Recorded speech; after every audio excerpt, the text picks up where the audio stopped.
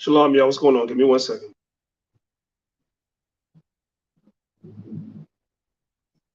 Shalom, y'all. What's going on? Give me 1 second.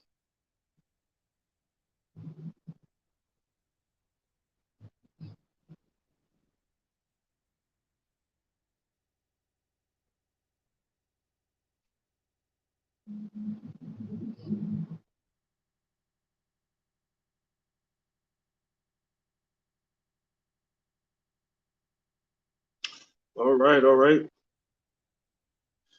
Shalom, shalom, shalom to the family. Good afternoon, one and all.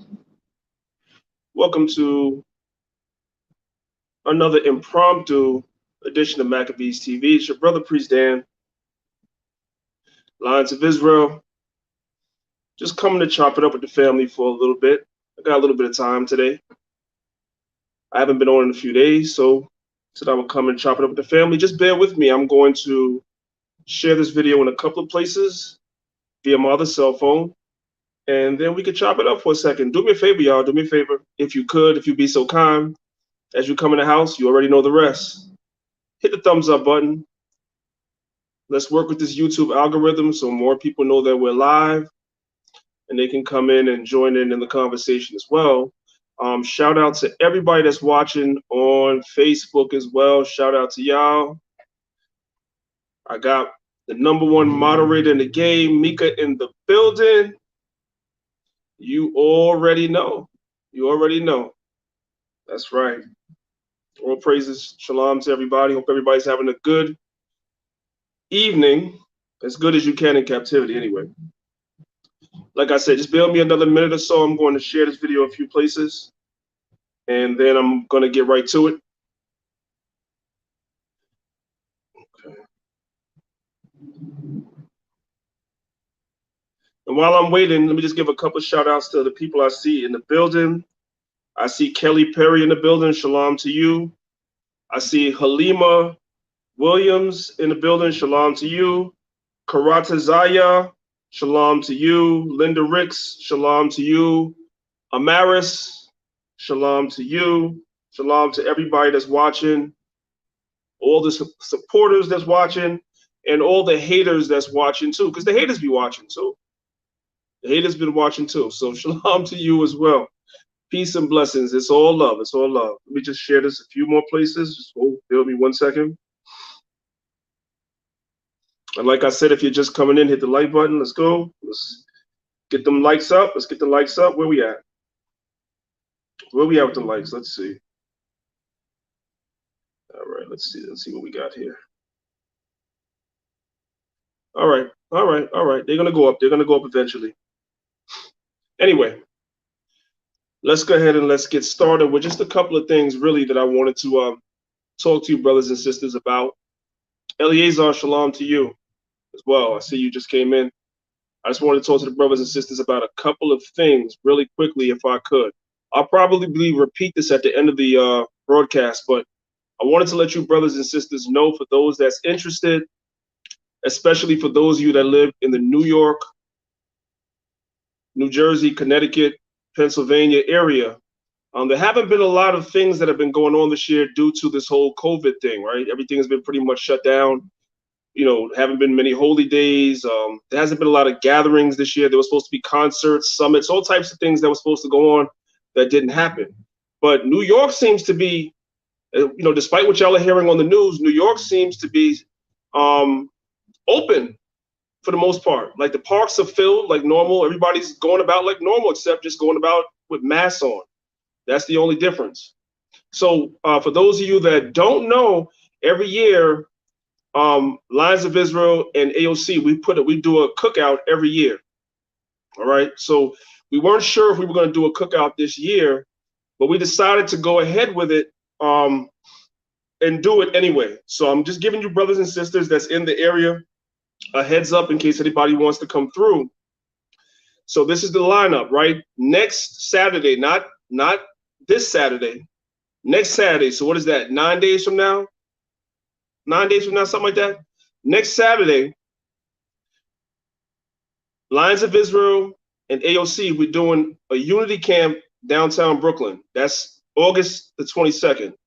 We're doing a Unity Camp downtown Brooklyn from 3 p.m. to 7 p.m. downtown Brooklyn in the shopping area. Okay, we're gonna be out there in full force, dropping the word like how we do.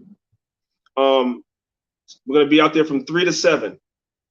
Then from there, we're going to have, you know, fellowship and food at another address in Brooklyn, right? So it's going to be all on the flyer. So what I'm going to do is I'm going to post it on my Facebook page.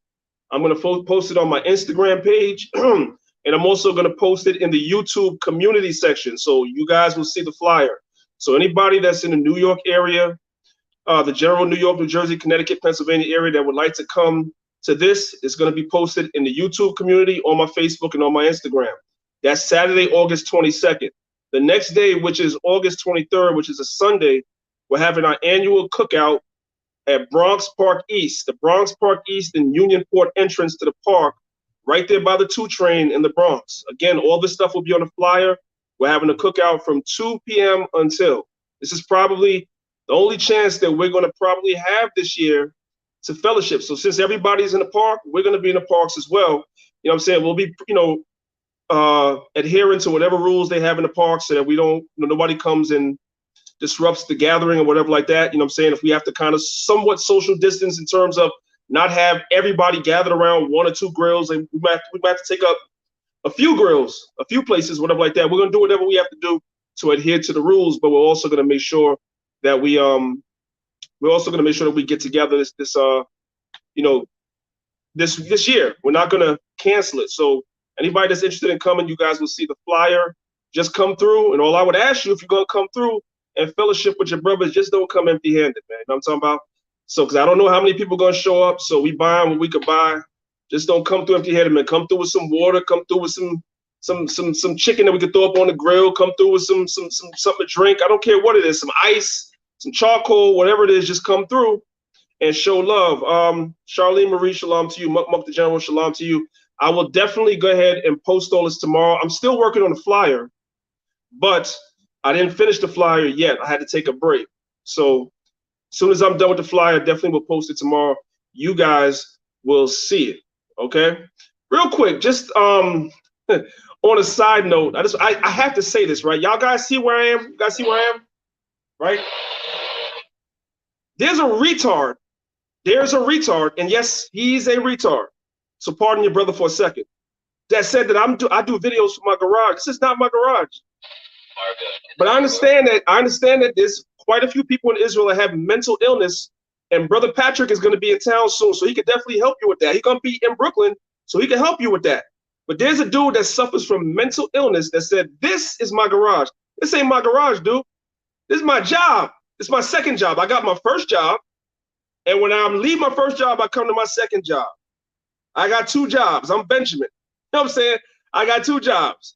So when I'm here, sometimes I go live if the spirit hits me. That's it. I don't live it. Do no damn videos from my goddamn basement. Nigga, I don't got a basement. Since you want to know, I don't got a basement. All right. I work 2 jobs. Then you said in the video that I'm. What did you say? You said I'm living off donations from my congregation. My congregation doesn't give me donations. Ask them. Ask them.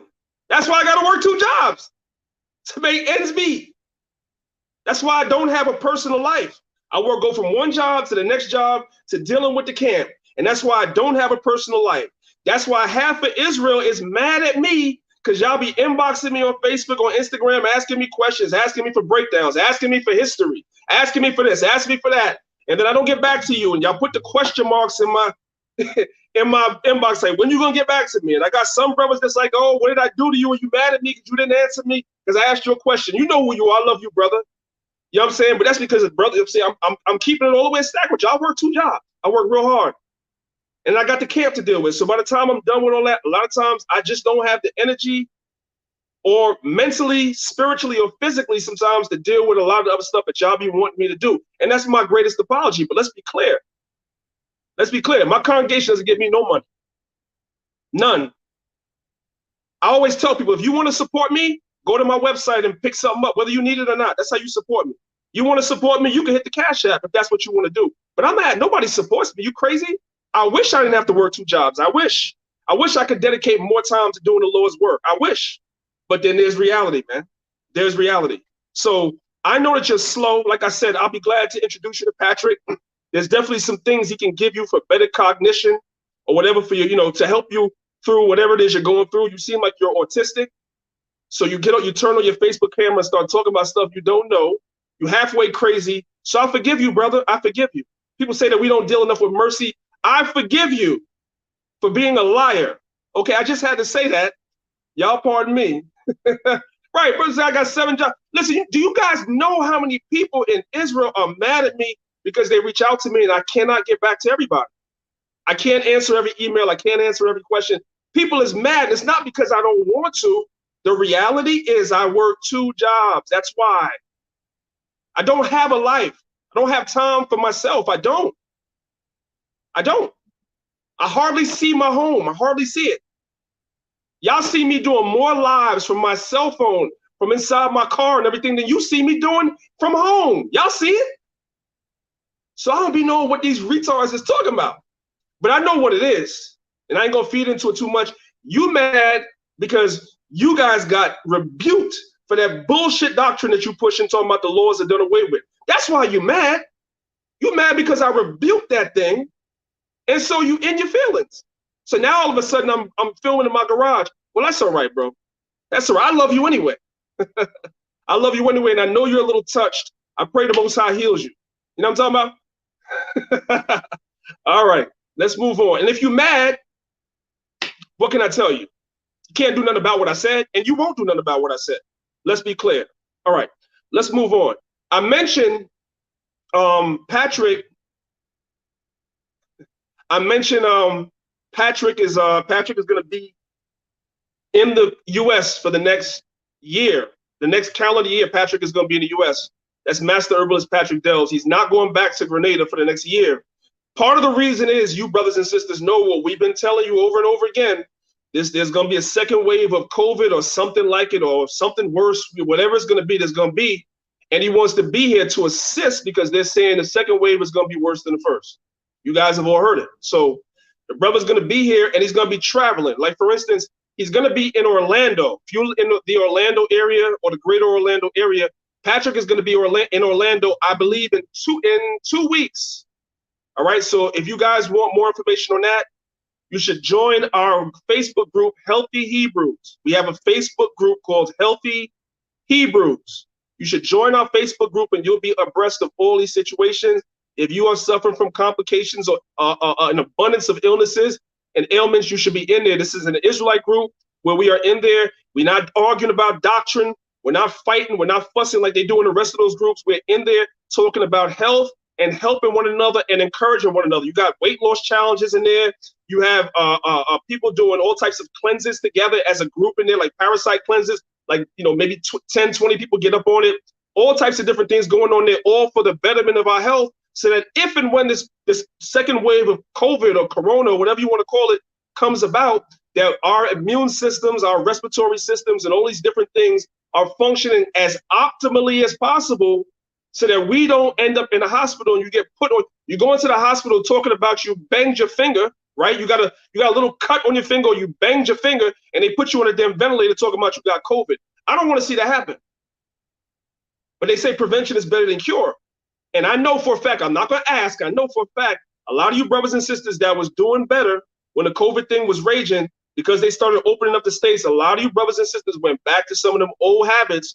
And I'm telling you, it's going to be a long winter. You better believe it. It's going to be a long winter in a lot of ways. You're going to see and hear things you've never seen and heard before. All right. That's all I'm going to say about that for now. Do your research. I was watching some stuff today that even made me sit back and be like, this is going to be a bad winter. The powers that be got some stuff up their sleeves for the people. And they're pushing to implement this thing full speed ahead, and there will be many casualties. Please, if you could help it, don't end up in the hospital. So like I said, if you don't know much about health, if you don't know much about herbs, you know much about cleansing and so forth and so on, join the group. Now, let me say this. I always have to give this disclaimer. Nobody's saying herbs are going to heal you from any disease. It's not what we're saying, or cleanses or flushes or anything else. But it is a form of prevention, in addition to cleaning up your diet, in addition to exercise, in addition to proper sleep, In addition to all those things and taking herbs and cleanses and flushes and so forth and so on, it is preventative so that you are less likely to end up in the hospital for some type of respiratory ailment or illness. And then they tell you got COVID, you're really probably just having an asthma attack. You really probably just have emphysema, but they're going to throw you on a ventilator, tell you got COVID. Your family can't come and see you. And then next thing you know, we're gonna be mourning you. And that's just what it is. And so I don't want to see that happen. So the brother's gonna be here. For a fact, I know I spoke to him Sunday, I believe it was Sunday I spoke to him. He's gonna be visiting Orlando. He's going to Atlanta. He's going to North Carolina. He's going to Boston. He's gonna be in America for a year. He's gonna be traveling around, all right?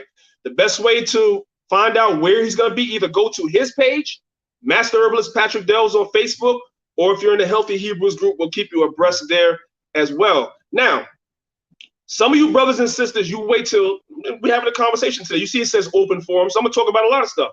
Some of you brothers and sisters, you wait till stuff goes really bad, and then you come in my inbox or Sister Malika, and you tell us it's an emergency that you got to get a hold of Patrick. Let me tell y'all something right now. If you think that I'm saying that I'm overwhelmed with what I got, that man has... I wouldn't be exaggerating if I say he doesn't have tens of thousands of people that be trying to reach out to him. It's impossible.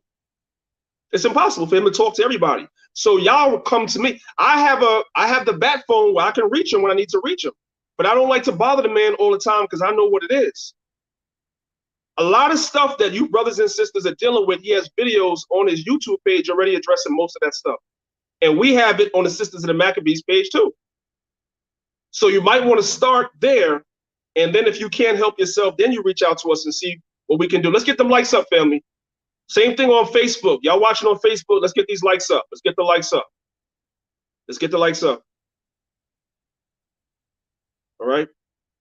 Somebody reached out to me in my Facebook group too and was telling me something about them wanting to amputate something or something. And you didn't get back to me. One of you brothers reached out to me and told me that they wanted to amputate something, and then you didn't get back to me. I told you, you made me call him. I called him, he told me what to do, got back to you, and didn't hear from you again. So you wasn't even serious. I'm telling you, brothers and sisters, this is not the time to get lazy about your health, okay? So I just wanted to say that. I ain't gonna beat a dead horse. I'm gonna keep it pushing. Did you brothers and sisters see the video that is on Sisters of the Maccabees? I believe it's there, that we did about Kamala Harris 2 years ago. By the way, I'm talking about health, just so y'all know, I'm not capping. This is what I'm drinking right here. And this thing is bitter as hell. Y'all seen me with it before. Let me bring it a little closer, right? This is something called Coromantee Herbal Tea. Let me show y'all what's in here. I'm gonna bring it to the camera first, and I'm gonna read it off to y'all. Right there. Y'all can see what's in here, right? Wait for it to, I don't know if you guys are gonna be able to see it on the phone. It's a little bit of a glare, right? Okay. But it's called Coromantee Herbal Tea. It's by Sundial, right? So let me tell y'all what's in here. Purified water, white oak bark, mojo bush, senna, ginger, cloves, mint, cayenne pepper, cascara sagrada, pepper elder, and pimento seeds. This thing is bitter as stuff. But I drink it because I don't just drink for, I don't just eat for taste. I also eat and drink things for health, whether I like the way it tastes or not. I'm actually immune to bitter stuff now. I kind of almost embrace the bitterness of stuff, and that thing is bitter as heck. All right, but I know it's good for me. I need it. All right, so I just wanted to say that. Now, back to what I was saying before. We have a video that we did like 2 years ago on Kamala Harris, because I see there's a big argument, not really with Israelites, but just in general with Black people about Kamala Harris, right? Yeah, she's from Jamaica. Her father's from Jamaica, but not everybody in Jamaica is Black. You got Chinese people down in Jamaica. You got Koreans down in Jamaica. You have East Indians down in Jamaica. You have Blacks down in Jamaica. You have some of the Taino, the remnants of the Indians that were here before the slaves got here in Jamaica. You have a smorgasbord of people. So just because she's from Jamaica doesn't necessarily make her Black. Kelly Perry asked, "Is it for women?" It's for anybody. It's for anybody. This is what is called a corkscrew bitter. That's what it's called, and it's for anybody. Anybody could drink this. It has a lot of medicinal properties in it. I did a show on this once before. I'll do it again. If I do one more, they got to pay me, like I told them when I go in there, because I keep plugging their stuff. But it is good. Yeah, so we did a video. All right, don't send no text though, because it's blocking me out of this. Ambassador Mala'ak, shalom to you. He said, her father is half East. Wait, what he said? Her father is half East Indian, right? You know what I'm saying? In Jamaica, for those of y'all that don't know, in Jamaica they have people that they call coolies. They call them coolies. Those are East Indians. Those are East Indians. The Jamaican people call them coolies.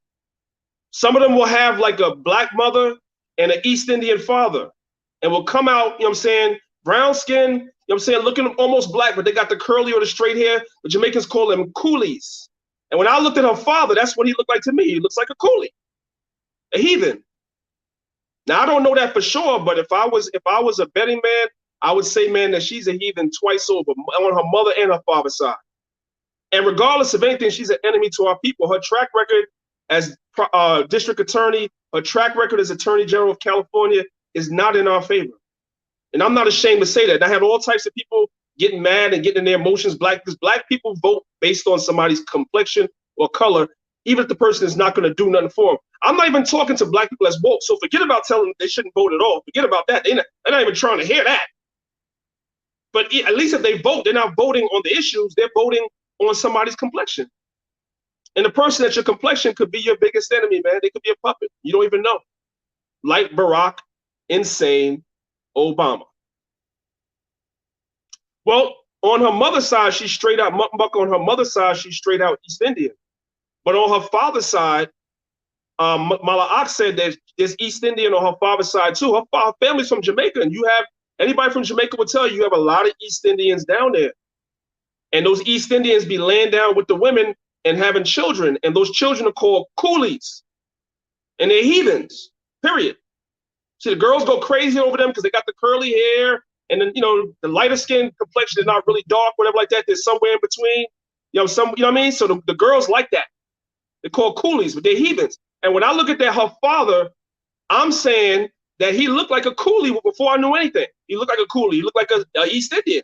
Somewhere along his line is some East Indians. That's how he looked to me. Right.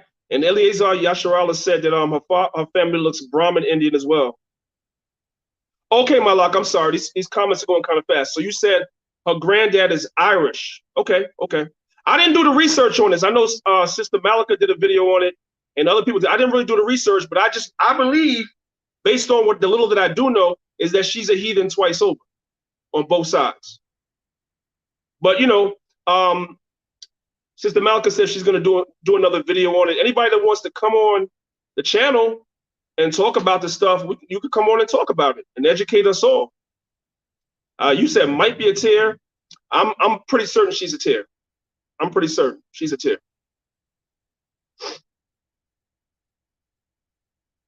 Yeah. Sisters of the Maccabees, you can do the show. When you do that show, do it on this channel. So more people can see it. There's more subscribers over here. So do that show on this channel whenever you do it. If you want to do it Saturday, whenever you do it, definitely go into that as well. All right. Once again, family, get the likes up. Let's go. Get the likes up. Get the likes up.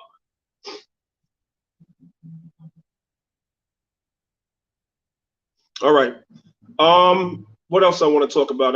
We already talked about Corona to death, family. Make sure y'all preparing. Make sure you have 2 weeks to a month's worth of necessary emergency supplies in your house, brothers and sisters. Make sure you have batteries, flashlights, different types of light sources and energy sources in your house. Invest in kerosene lamps, invest in solar lamps, all these things like that. You're talking about blackouts this winter, all right? Donald Trump made a statement that he blamed it on China like he does everything else, and says that China might attack a U.S. power grid. That's what he said, okay? China might attack a U.S. power grid. When these elites speak, I take them at their word. A lot of times they're letting you know, they're giving you insight into something that's going to happen. So people are saying that there's going to be blackouts, extended blackouts this upcoming winter, which is the worst time because it's cold as hell. If there's no power, You cold as hell, you freezing and all of that stuff. So I'm telling you, brothers and sisters, especially if you have elderly, especially if you have young people, babies in the house, make sure that you have these things on standby. It's better to be safe than sorry. A lot of our people, what they're going to do is they're going to wait till this thing happens and then go and stand on the line at the 99-cent store or at Walmart and stand on line for an hour and be frustrated and be freezing cold because you waited and you didn't listen. So make sure that you are prepared for what's coming, because they're speaking in code and saying that certain things are about to happen. Okay? Should I if you guys want, I could put together a PowerPoint and go live Sunday and just, give you brothers and sisters a concise list of things that you should have in your house in case of any type of emergency or extended period of time where you could be quarantined in your house based on COVID. They could say your whole neighborhood, your whole building has too many cases. You got to stay in your house. I showed y'all that video like 2 videos ago. I showed y'all how in Australia they're already doing that. They quarantined the whole building, and the military and the police surrounded the building, and nobody could go in or out. And the people in the building were crying because they didn't have supplies in the house, and they were crying that they were hungry, they were this, they were that, and the police and the military was like, "You can't leave." Period. I don't want to see that happen to brothers and sisters. So prepared. Somebody said that you should stack up on weapons as well. Well, that's up to the individual. That's up to the individual. I'm not. If you live in a state where it's not legal to do that, I'm not going to give you advice to do that. I'm not going to give you advice to do that if you live in a state that's not legal. If you live in a state where it is legal, hey, make your decision. Somebody said, yeah, do the video. Okay, Lord willing, I already, you know what? No, I can't do it because I'm doing this through StreamYard. If I was doing this through the YouTube app, I could have showed y'all. I asked y'all that because I already started a PowerPoint. On some things that I think this is what I'm gonna say, but I'm gonna wait till Sunday to say it, right? We're living in a time right now where finances are limited, right? So a lot of brothers and sisters, you don't have money to go out and buy everything you need, right? You might have children, your finances might be limited, you might not be working full time. Like, everybody's going through different stuff, right? This is where we learn how to be brothers and sisters to each other.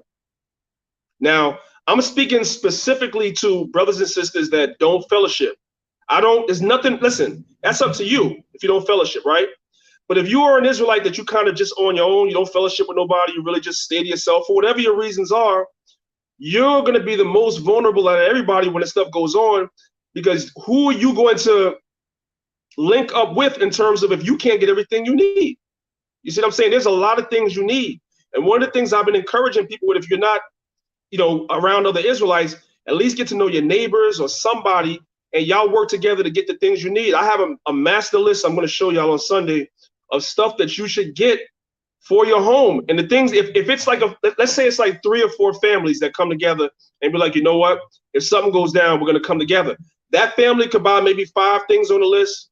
That family could buy 5 things. That family could buy 5 things. Another family could buy 5 things. And now y'all put y'all pool your resources together. And when something goes down, you have everything that you need. See, that's what we that are in camps, that's what we're able to do. That's the difference.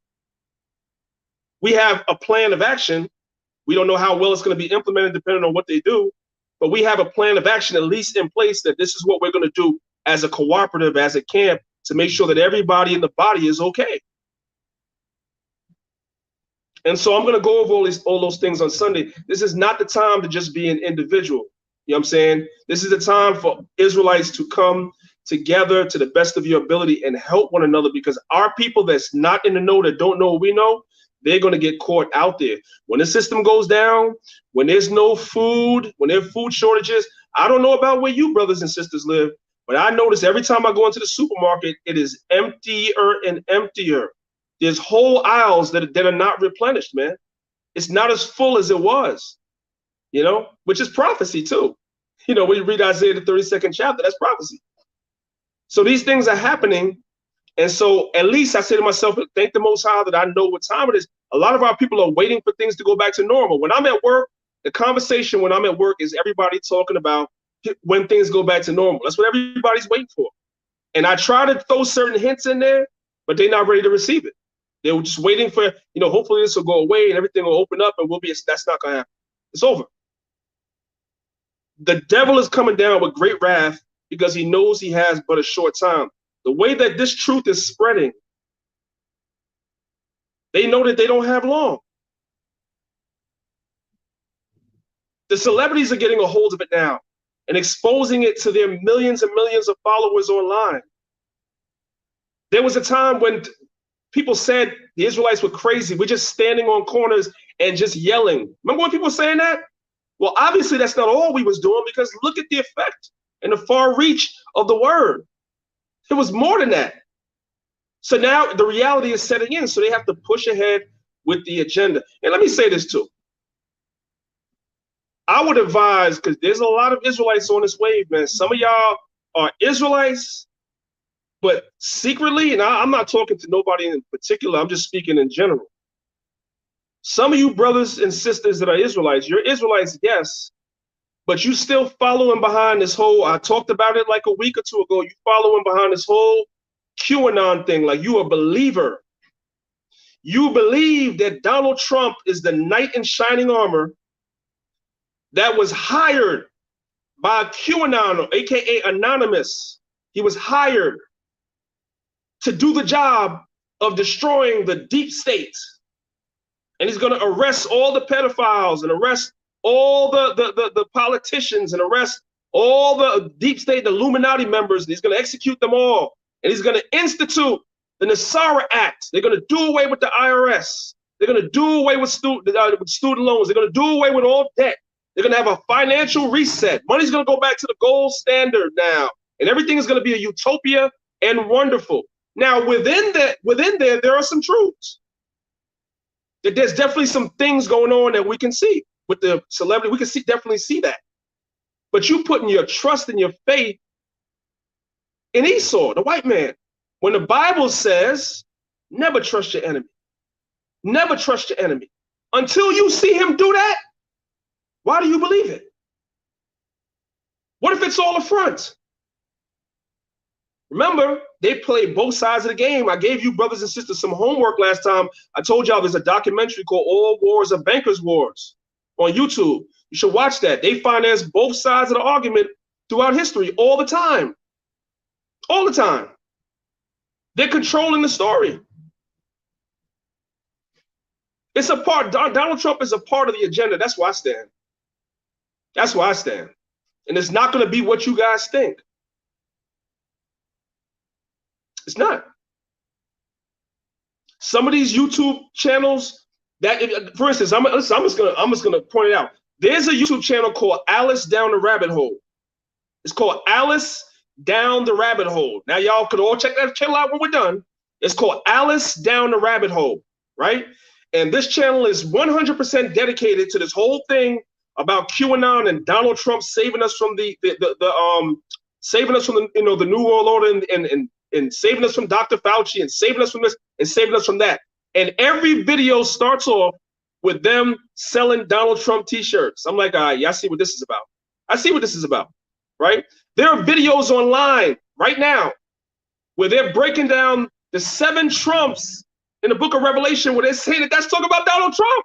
Like people is drinking this Kool-Aid. I'm sitting back like, what the hell is going on here? John F. Kennedy Jr. is still alive, and he's not dead. And he's working with Trump right now to destroy the deep state and all this other stuff. Hey, man, the Bible says never trust your enemy, man. Never trust them. All right? We're going to be delivered because the Most High is going to send his son. That's what I know. That's what I know. Period. Some people are saying some, right, 2 wings of the same bird, so forth and so on. Yeah, man. So I just want you brothers and sisters to be careful, man. Some of you Israelites are starting to share young Pharaoh videos. I've been looking at y'all sideways on Facebook. When I see an Israelite share a young Pharaoh is pseudo as hell.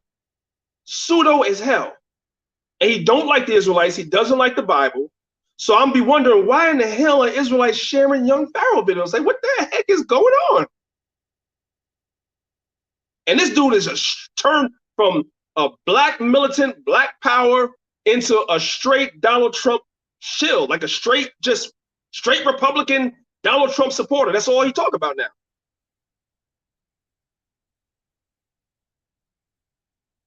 So you're leaving the Democratic Party to go to the Republican Party because the Republican Party is going to save you. Hey, man. I don't know.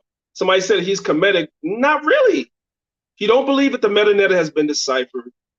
He doesn't believe in a lot of the stuff that the real, I'm talking about the Kemetic shrines, like the Jabaris of the world. And what's this dude's name? What's Jabari's teacher's name, man? The dude that makes the medallions, whatever his name is, they call him Baba Samaj. You know, them guys, the dudes that's in the shrines, he don't believe like them. Neither does SETI. So I don't know about the Kemetic thing. That thing is a hustle for a lot of people. I think the Kemetic thing is a hustle for Sa Neter too. I think it's a hustle for Sa Neter too. I'm telling you straight, man. Just like the Israelite thing is a hustle for a lot of people too. That's it. They don't really believe. They don't really believe this thing. You could tell. Nobody. You don't have to tell nobody, but you could tell when someone is sincere, when somebody really believes. You could tell. Their actions will speak for itself. Right. They always talk, right, Halima? They always talking about us. None of them Kemetic dudes believe the same thing. You know, the Amon-Ra squad, they call themselves the Amon-Ra squad. They don't believe in none of that Kemetic stuff. Like, none of it. None of it. But they're the Amon-Ra squad. Like, come on, man. This thing is all a joke. And I'm going to tell you something. A lot of that stuff is a distraction, too. Yo, Eliezer, I don't even know why you even watch that. Most I'll be with you that you wasted your time. Why? I'm not watching that. That dude is pseudo as hell. You know what I'm saying? So I got better things to do with my time than to watch that. Although I will say last night I did watch maybe 3 hours of a 5-hour video. You know, your man Sa Neter is crazy, bro. This dude is just his attack on the bias. That's the one card, the one trick he got left. And I mean, day in and day out, all he's doing is talking about the Bible now. That's all he's talking about. That's how you know this is the truth. Because everybody's trying to attack our foundation. That's how you know this is the truth. But the powers that be are not silencing them. They're not. But they're trying to silence us. So it's clear what the truth is. You know what I'm saying? Real quick, I'll take a few, see what y'all want to talk about. But before I take any of you guys questions that y'all want to talk about, I got to give a couple of shout outs real quick before I get in trouble with the deacon. So I got to make sure I give these shout outs because I didn't give them last time and I got, I don't want no problems. So really quickly, man, this is what I want to say. I want to say I love all my brothers and sisters. I love each and every one of you brothers and sisters that supports this channel, that supports me, that supports what I do. You brothers and sisters that come on the comment boards or the inbox and give me encouraging words. I appreciate y'all. It means everything to me. And that's why I do what I do. This is a labor of love for me. With that being said, those of you that take it a step further and support the ministry and support the camp, I appreciate you as well, because it just makes it easier for us to do some of the things that we have to do. Get flyers, do this, do that. You know what I'm saying? We give out food to the homeless. We do a lot of different things. You make our job easier, right? So on our website, there is a donate button. Our website is thelionsofisrael.com, thelionsofisrael.com. There's a donate button on there. We also have a GoFundMe. And some brothers and sisters have come forward to assist us and help us keep the doors of the school open and do other things. So I appreciate y'all. I just want to give a shout out to a couple of people that I did not last time. Persida, I believe that's a female name. Persida, I want to tell you thank you very much. We appreciate it. Rakalab, I want to tell you thank you very much. We appreciate it. Jordan, I want to tell you thank you very much. Much appreciated. Troy, thank you very much. Much appreciated. Lawrence, thank you very much. Much appreciated. Drayden, I believe it's Drayden or Draydan. Thank you very much. Much appreciated. And just everybody that just the love in general, we appreciate y'all, man. That comes from the bottom of our heart. Thank y'all very much for helping us out and believing in us and doing this work. We appreciate it. And every little bit helps. But regardless, we're going to continue to do the work anyway. know what I'm talking about? So I just wanted to say that. I had to say that or else I was going to get in trouble. Somebody asked me, have I checked out former NFL player Larry Johnson's Instagram? Hell yeah. Shout out to Larry Johnson. Matter of fact, I inboxed him today. I know he probably gets a zillion inboxes, so I don't even know if he'll see it. But I inboxed the brother today, and I just gave him, it was a very short sentence. I just congratulated the brother I encouraged him to continue doing what he's doing, and I congratulated him on standing on his ground, because the so-called people that wear the small hats, y'all know who I'm talking about, they've been coming after him all week. They've been writing about him in all their newspapers and everything and coming after him. And unlike Nick Cannon, that guy stood his ground. So shout out to that brother. I gave him a salute. I appreciate him. If you brothers and sisters are on Instagram, go follow Larry Johnson. He's a former player for the Kansas City Chiefs, and he's standing strong for this Israelite way of life and not backing down and not shying away. So he deserves our support. Let's support our brother. Go over there and give him some encouraging words if you have not already. Some of y'all are on Instagram looking at ratchetness and folly. So just take a minute to go give your brother that's under attack some love too. That's your brother asking you to do that for another brother if y'all could. All right. Somebody asked what happened to the sit down between me and Garfield about King James. He was looking forward to it. Well, here's the situation. That's a twofold, manifold situation, right? A, I don't believe that the community was even interested in that conversation at all. I'll be honest with you. It was going to happen on Sonetta's channel, and I don't believe his audience, that's where Garfield wanted to do it. I don't believe the audience was interested in that conversation. I know the Israelites were, but I don't believe the audience over there was. And my thing is this, right? I have no problem with doing a sit down on that, but I have a personal issue, and I'm going to tell you what my personal issue is. My personal issue is the conscious community was trying to pigeonhole me into that as though that's all I could talk about. And I kind of wanted to move away from that stigma, which is why I kind of put that down for a while and wanted to teach on other things so I could stop being pigeonholed into just that I'm the man that's always talking about King James. No, I can go into scriptures, prophecy, history, any history, ancient antiquity, Middle Ages, modern history, all that. So at some point, that conversation may or may not come about, but if it does come about on Sonetta's channel, I told them I wanted to be a part of a larger conversation. And the larger conversation that I want to have is I want his book to be out. Because he don't just condemn us about the whole King James thing, he's condemning us for everything we believe. And he considers himself to be a top scholar. So we have to put his book under scrutiny. The same way he did to Zion Lex when Zion Lex's book came out. The same thing he did to Kashub, the Danite, when his book came out. Same thing he did to, he even did it to Shaka Amos. He did it to Lord Abba, I believe. He did it to everybody. Everybody that has written. He did it to Ivan Van Sertima.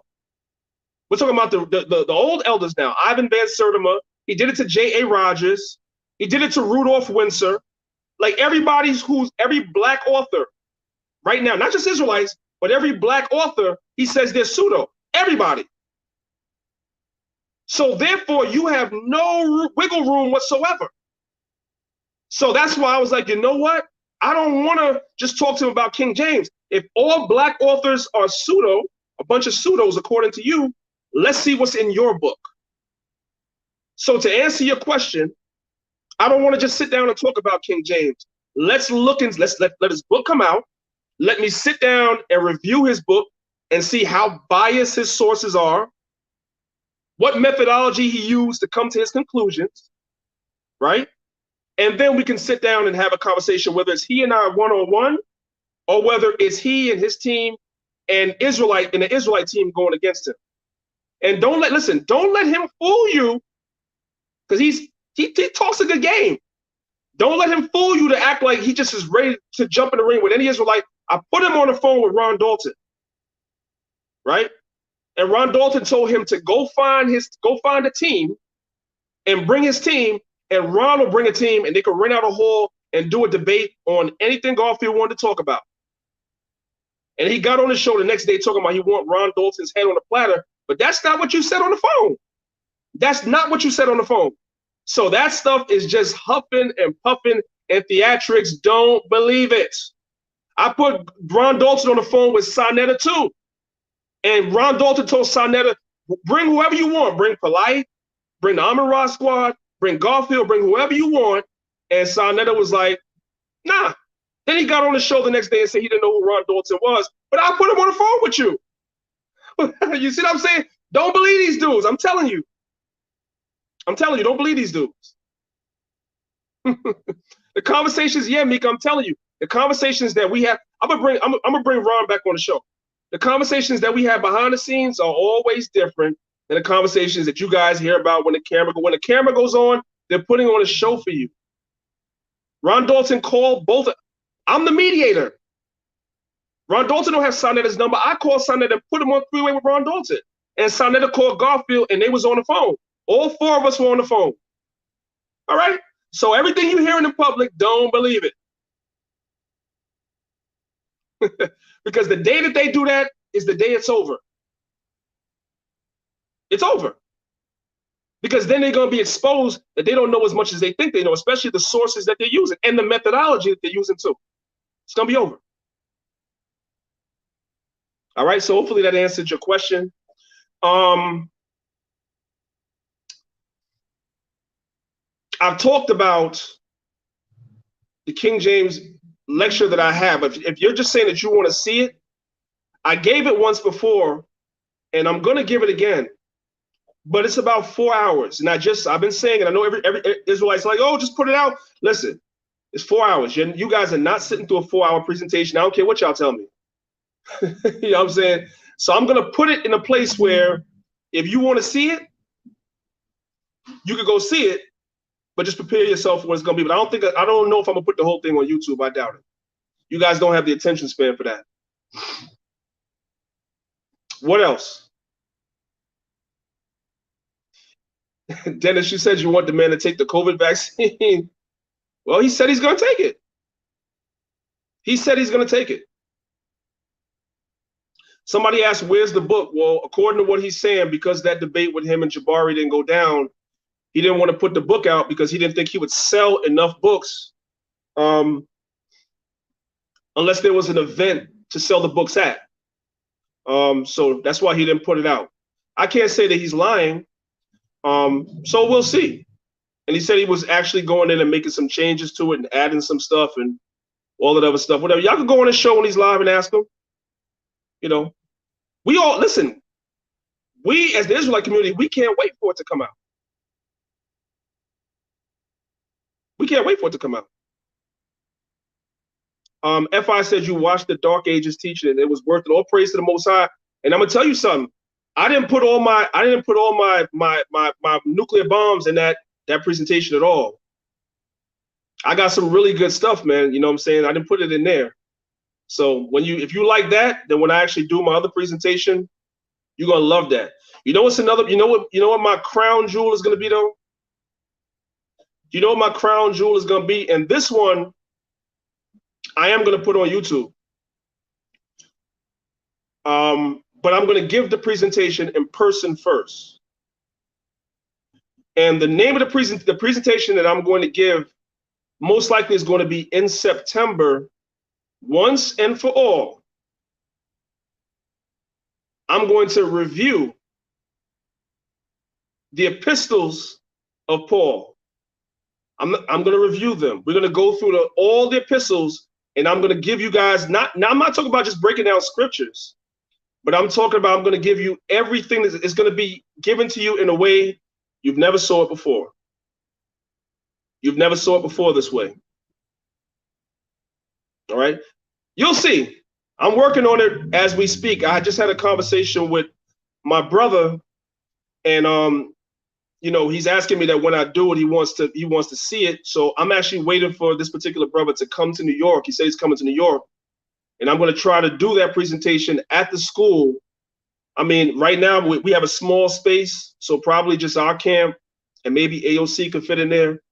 Can't really fit a lot of other people in there right now. So I'm going to give this presentation to them first. And then at some point, I'm going to put it out on YouTube as well. All right. But I definitely want you brothers and sisters to look out for that. And I'll drop some jewels from it before then. Trust me. I'm just at work right now. I know the retard said I'm in my garage, but I'm actually at work right now. You know.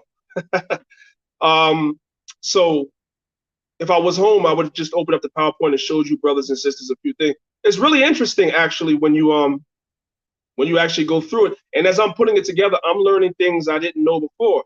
Like for instance, there's a big argument circulating in Israel about 1 Corinthians, the 11th chapter, right? Well, I found some things out about that. And it's in my presentation, so we'll talk about it. All right. What else? What else? What else? Masha, you said you could fit standing in the back. Yeah, Masha, don't worry. I'm gonna make sure that you are part of it when I do it. I'll make sure. Just keep asking me, and we're gonna talk anyway because you're supposed to call me. So I'll make sure that that you are there when I do this presentation. I think you guys are gonna be blown away and you're gonna learn a lot of stuff.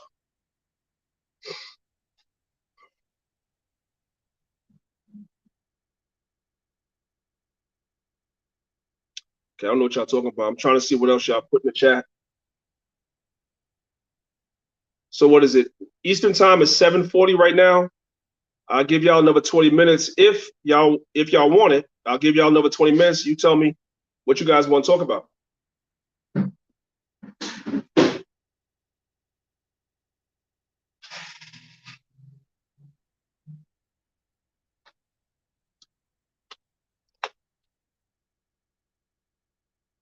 Byron Israel Smith said, what about the virgin birth scenario?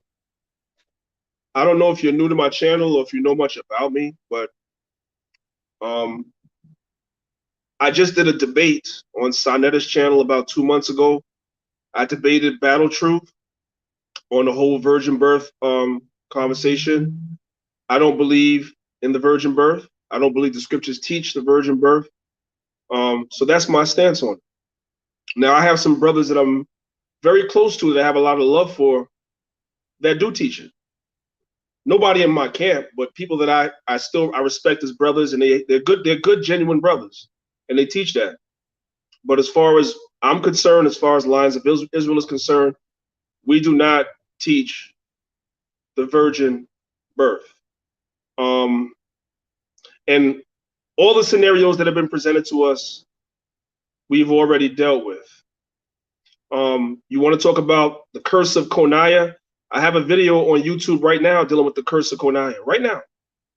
You want to talk about Mary saying, not how shall it be, since I have not yet known a man? We dealt with that too. So, what I will do is, I've been meaning to do it, but time hasn't permitted. I'm going to re-upload that debate I did with Battle Truth on Maccabees TV 2, which is the backup channel, not this one, but the backup channel. I'm going to load, the clown said something about a death gene. That's not even in the Bible. I'm going to upload that video to the backup channel.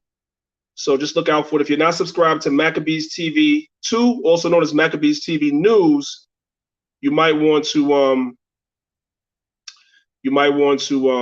subscribe over there, because I'm going to put it there. Chico Fontaine, you don't know what the curse of Coniah is?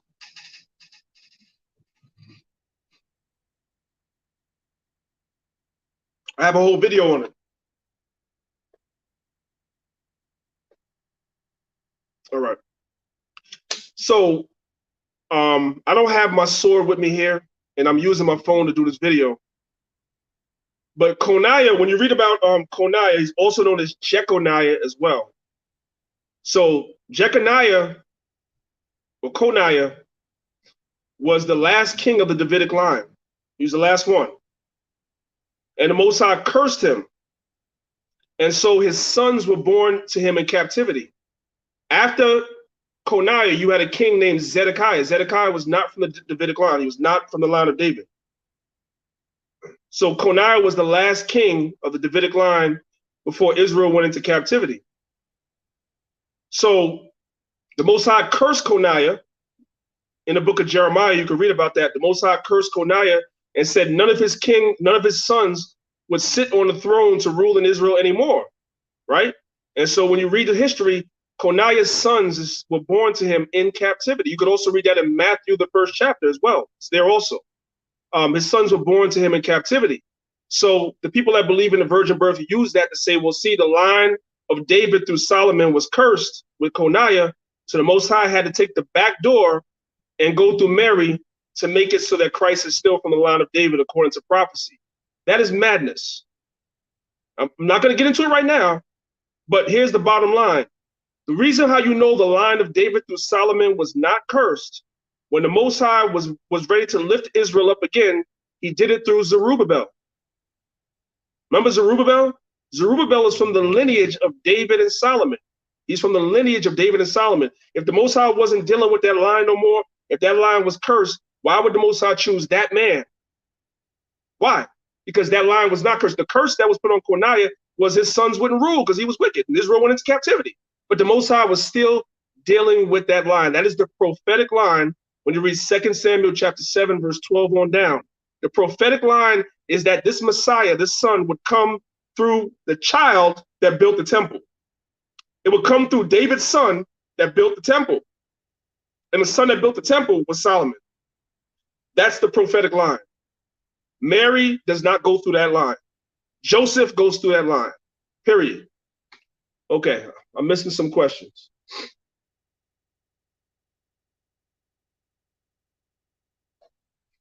Okay, you're talking about a rapture. That's not even really an Israelite lingo. Like, we don't believe in no rapture, because the rapture, the way the Christian church talks about it, we don't believe in that.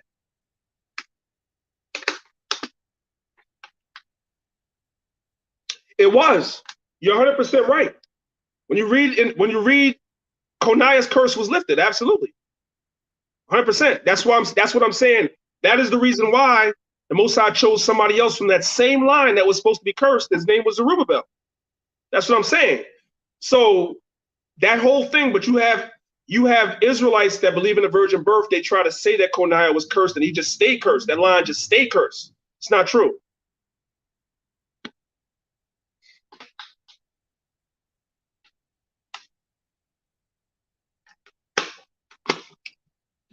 Absolutely.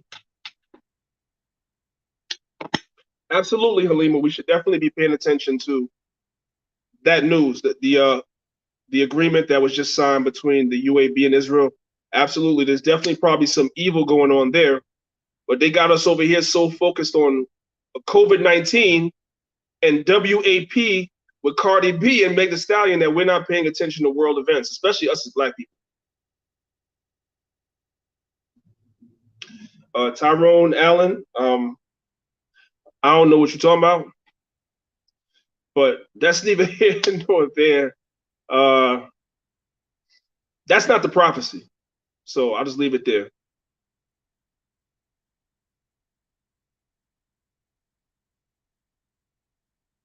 So according to Ezekiel 20 and 32, okay, but this is what I'm trying to tell you, brother. You got to find a better word. You have to find a better word. The Bible doesn't mention nothing about no rapture. That's what I'm trying to tell you. Will we be gathered? Will we be delivered? Yes. But do you know what the rapture is? Go and look what the rapture is that the Christians are talking about. You as an Israelite don't believe that. That's what I'm trying to tell you. That's the wrong word to use.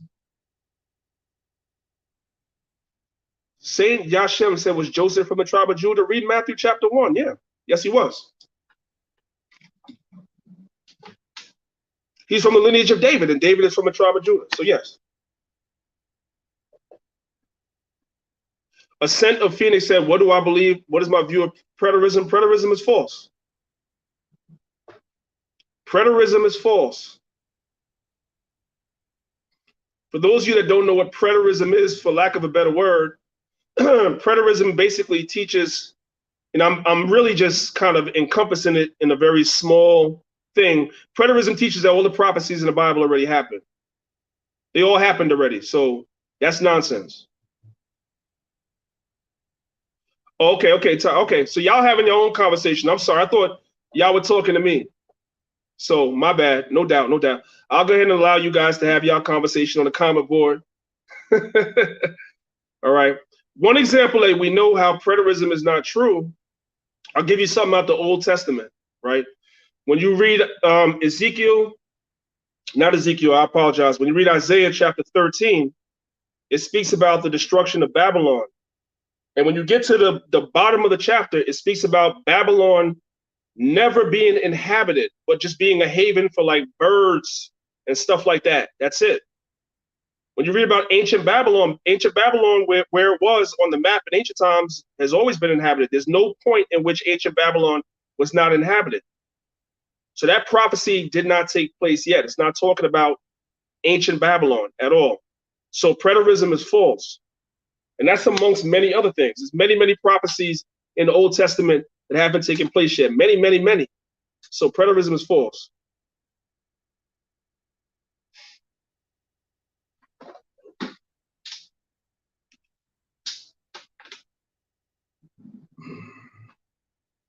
Somebody asked, are all the 144,000 alive or are some dead? I mean, any answer that anybody gives you would be speculation, King.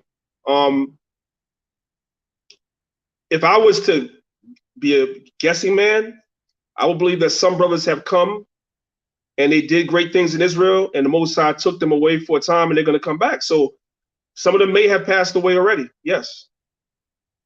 Some of them may have passed away already. Yes. I know some great men in Israel. Of course, I'm always going to say Bun Lawyer is one of them. But I know some great men in Israel that have passed away since I've been in this faith. And I believe that they were good men. Only the Most High knows. So if they were righteous brothers, then they'll be of that elect as well. You understand? So I just wanted to say that. So some of them may have passed away. All right. All right. What's up, Cornell? Shalom to you. I see you.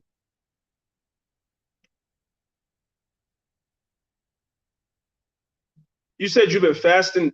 Devin Green, you said you've been fasting for 7 days. You know what? That's something I would ask Patrick before I answer that. How to break a 7-day long fast. So for 7 days, you could tell me, let me ask you, because obviously when you say a fast, it has to be a liquid fast. You don't tell me that you didn't have nothing for 7 days. So you've been drinking juices, smoothies. What have you been doing for that 7 days? Because it's hard for us to answer how you should break it if we don't know what you've been doing already. Because I see Sisters of the Maccabees saying, break it with liquid, but you probably been having liquid already. You probably been having smoothies already. So you gotta let us know what you've been doing. John Wicks asked, what's the deal with Yasher Allah? So David Green, you said, Devin Green, you said no. I don't know what no is too. Be a little more specific. You said, what's the deal with Yasher Allah? You've had nothing for 7 days? Wow. Wow. Then right above you, look at the answer the Sisters of the Maccabees gave. That's how you can break it fast. You don't want to break a 7-day fast by going and eating a big meal with a lot of carbs and a lot of proteins like meat, chicken, steak. You don't want to go and do that. You kind of want to ease your way back in. Somebody asked the question up top. Somebody asked, what's the deal with Yasher Allah believing the Bible is all allegory and Yahushua never did any miracles? I can't even answer that for you, brother. I don't know. There's so many weird and crazy doctrines out there. Y'all know that there's a brother in Israel right now that's saying he's the prophet Isaiah in reincarnation. This dude is spamming Facebook. He's like in 1 million different Facebook groups, and he's putting a picture of his driver's license in these groups. And he said that he's the prophet Isaiah reincarnated. Like, there's a lot of people out here that are just stir crazy. I don't know what to tell you. You're going to hear all types of weird and crazy doctrines too, bro. You know what I'm saying? I don't know.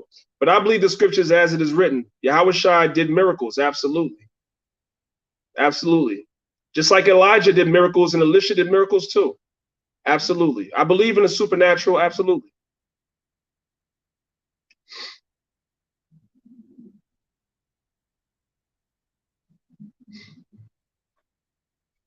Eliezer, I don't know much. If you want to put some information, you ask me, what do I know about the Jews of Kaifeng? That sounds Asian. It sounds like it's somewhere in Asia. You correct me if I'm wrong. I don't know much about them. So if you want to educate me about that, you can drop something in my inbox on Facebook, because I know we're friends, and let me know.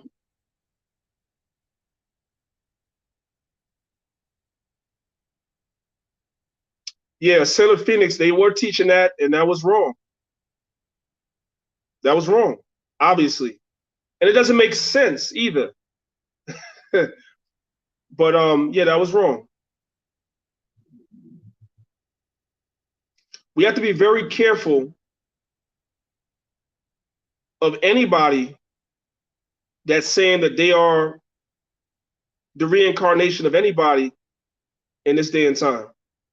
We have to be careful of that, because now it's a habit that everybody's doing. You know, Tazadaki is not the only dude that's running around saying he's the comforter. Do y'all know that Yahweh Ben Yahweh has a son that right now is teaching that he's the comforter? Do y'all know that? It's like people just want to be somebody great so bad. I don't know what happened to them in life. I don't know whatever, but it's like something happened to them in life, and they, you know, maybe they didn't have no friends, maybe they weren't popular in school, so they come into Israel and they have this transformation and try to make themselves, and just instead of just being a great brother, how about just being a great brother? How about that? How about just being a great brother or sister, the greatest brother or sister? That's what we should all strive to be. Tyrone Allen, are you talking to me?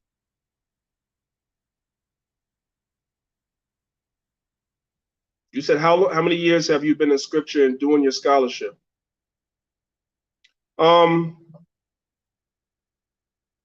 Well, I'll put it to you like this. My foundation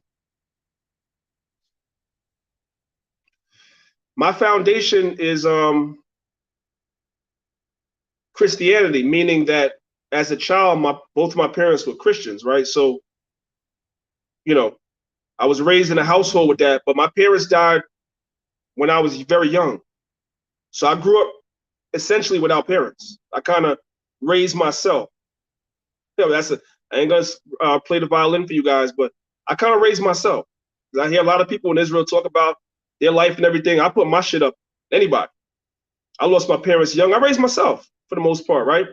But that was the foundation that they gave me. And when I got to a certain age, I always tell the story. When I got to a certain age in high school, I began to question certain things I was being taught in the church.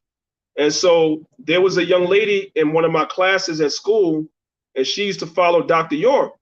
So that was the first time in the Dr. York pamphlets in the early 90s. I'm talking about 91, 92.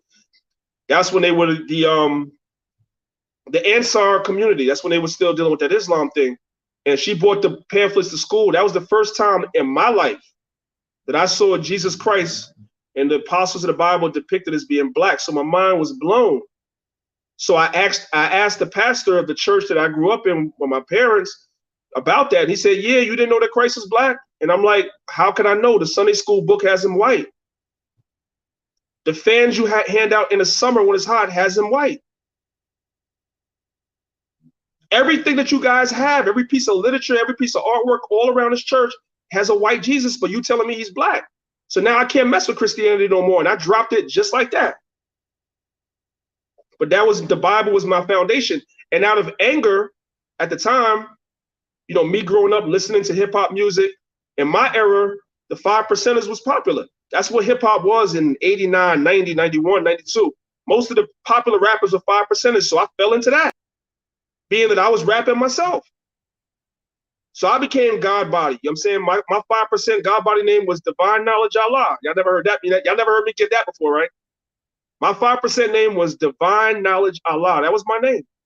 But I always still believed in the Most High. But I hated Christianity. And I didn't know no better. I had no guidance. I didn't have no parents. I'm in the streets, so I'm following behind what the trend is. That's what happened. I became a 5%er, right?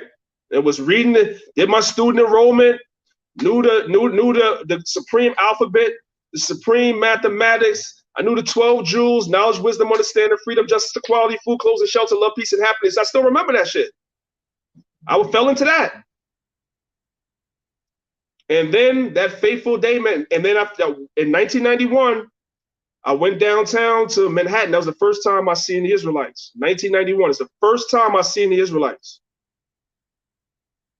And because they was down there and they was doing what they was doing and going in, and I was a 5%, and we were saying some very similar things, that thing resonated with me. I had respect, but I saw them with the Bible. I was still mad. And right around 92, I was working on a job and I ran into these two dudes that had a record deal, but they got dropped by their record label. Their name is Grayson and Jason. I always tell y'all the story. Their name is Grayson and Jason. And they were Israelites and they was going to the school, but they also had a record deal. They used to be down with Vance Wright, Slick Rick, all of them. They was down with that. And they were producing, myself and my partner, they were producing our music. These dudes was Israelites. And we used to battle for hours. And finally, they wore me down and told me just come to the school. And I went to the school in 1992. So I know it took a long way to get you to where I am. In 1992, I came into the school, and I've been an Israelite ever since 1992. So my foundation has always been in the Bible, but I've really been in like this since 92. And the reason why I got so deep into my studies was because when I came into this truth, the Most High really brought me all the way to the brink of the pits of hell. I ain't have nowhere to live. I ain't have nothing.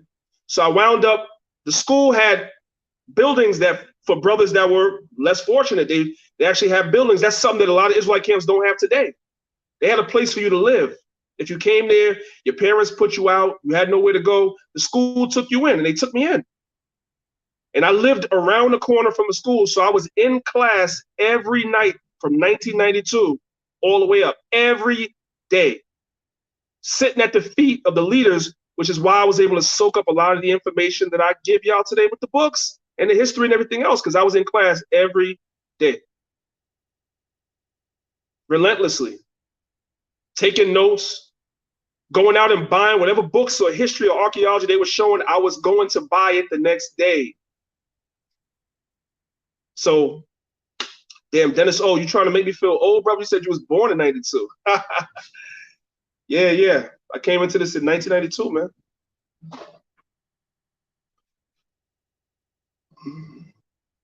All praises. You said you've been in Israel.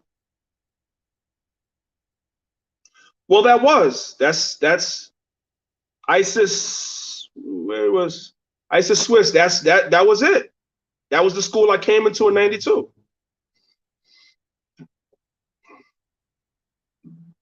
And that provided me my foundation and made me the man I am today. And just to segue back into my last video, which I did take down, and I know a lot of y'all asking me why I took it down, whatever, because I don't like to come before y'all and just be ranting and raving and just going in. That's not the way I like to come before. I don't like y'all to see that side of me. You know what I'm saying? So I don't think I presented myself in the best light. And so I took the video down, right? But what I do want to say is that I said some things in there that I think are worth repeating. The reason why I did that video and the reason why I went in the way I went in is because when I came into this truth, right, I was a broken young brother, man. I was 19 years old. I ain't have no parents. I ain't have nowhere to live. I ain't have nobody. I ain't have nobody, bro. You know what I'm talking about? And when I came into the school, two brothers, high up ranking brothers, took me under their wing and molded me to be the man in the truth that I am today, man. One of them was a general by the name of Bunayah, who saw something in me. And there was another brother named Shabar. The brother's deceased. And those brothers took me under their wing and molded me and saw something in me and instilled the confidence in myself that I was able to get up on the platform and teach, and I was able to do the things I do today. They laid a great foundation for me. And so I'm just going to keep it a buck with you. When I see people like Lahab popping back up on the scene, knowing that you took that man's wife and gave that woman to another man, which makes her a whore, and it makes you and the dudes and the man she married makes the two of y'all the devil, and it makes her a whore. That's why I was going so hard, because that was wicked. And you've never repented. Yeah, you teaching Christ now, but you've never repented. You've never repented. Somebody came and told me, oh, well, he never repented for that. You got to name that sin. That was wicked as hell. And that's why I went hard the way I went hard, because that brother took me under his wing. So I'm forever grateful. I'm forever going to ride for that brother, because that was a bad time in my life, man. When I came into this truth, I had nobody and nothing. And they didn't scorn me or nothing. They took me under their wing, put me in their camp, put me up on the platform, told me to teach and all that stuff like that, and molded me.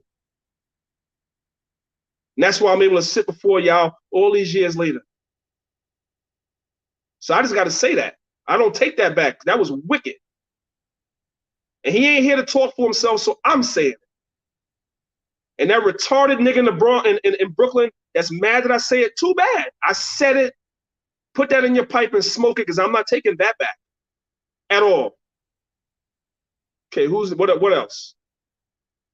Y'all gonna get me talking crazy again. I'm trying not to. What else? Yeah, Bunny Y'all was the best, man. I don't know what he's up to now. Hopefully he didn't fall into nothing crazy. Hopefully he didn't fall into that Christian doctrine. But Bunny Y'all was an excellent brother, and that was another brother that men would openly disrespect because the man had a speech impediment. But Bunny Y'all took me under his wing. You understand what I'm saying? You understand what I'm saying? That man had a speech impediment, but he took me under his wing and molded me and encouraged me. I would go up there and speak, and them brothers would get excited, like, "Oh man, when you get up there and speak, man, you make us, you give us energy in life." And when I get up there and speak, I was 19 years old. Anyway,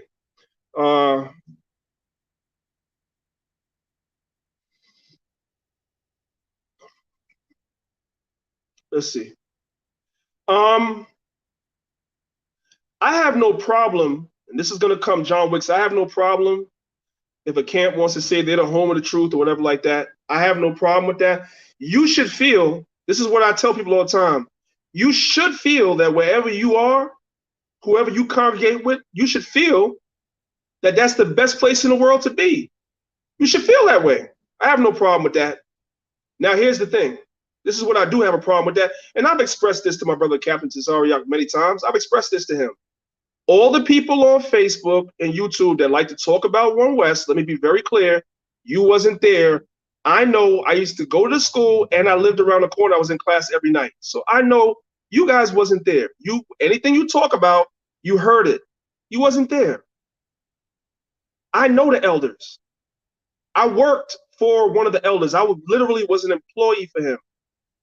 Marshall, who was the top elder, lived down the block from where myself and Bun Law used to sell oils and incense, and would come sit out on the table with us for hours, talking to us about all types of stuff. Had every Abba Bivens story in the world to tell us.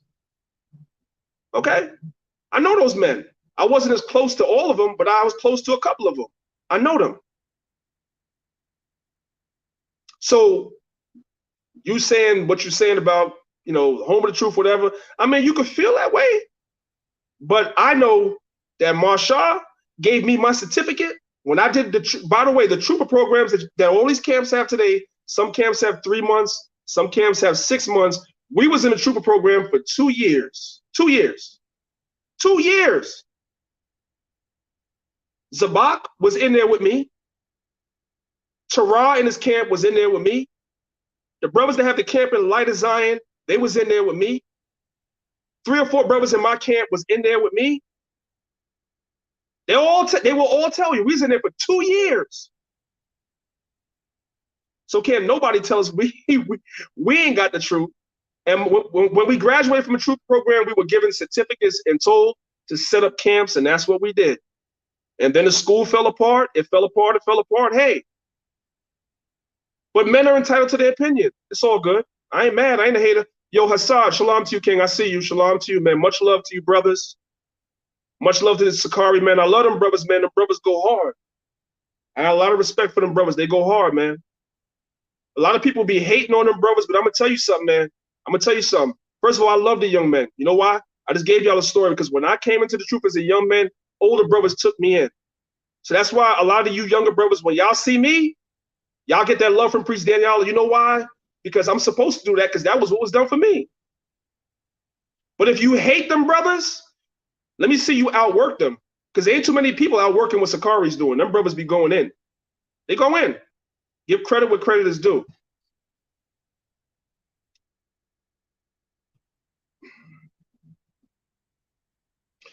Hey, man, a lot of people say they wish they was back in the school in the 90s, but I'm going to tell you something. The majority of people that was back there is not around today. I see everybody bugging out right now because Let me try to hold on a second now. Let me do it this way. Y'all see what's happening in Israel right now? There's all types of arguing and bickering and back and forth over scriptures, particularly right now, the law, right? And I see people commenting, oh my God, what's happening in the world? Brothers are falling out. They don't want to keep the law no more. And I say to myself, when I see people post comments like that, I say, okay, you just probably just got here. I said this last video, I'm going to say it again. The truth is cyclical. This trash, because that's what it is, pops up every couple of years.